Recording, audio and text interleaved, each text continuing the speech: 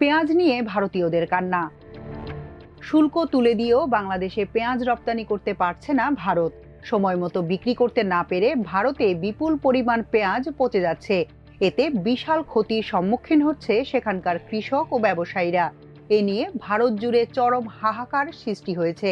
এ পরিণতির জন্য দেশটির মোদী সরকারের বৈদেশিক নীতি, ভারতীয় জনতা পার্টি বিজেপির নেতা শুভেন্দু অধিকারী ও রিপাবলিক বাংলার বিতর্কিত সাংবাদিক ময়ূখ রঞ্জন ঘোষকে দায়ী করছেন সেখানকার ব্যবসায়ী ও কৃষকরা।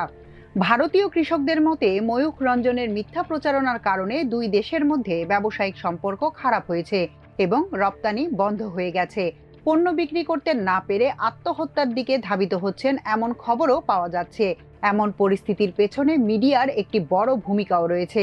বিশেষত রিপাবলিক বাংলা টিভির সাংবাদিক ময়ূখ রঞ্জন বাংলাদেশ সম্পর্কে মিথ্যা প্রচারণা চালানোর জন্য অভিযুক্ত হচ্ছেন।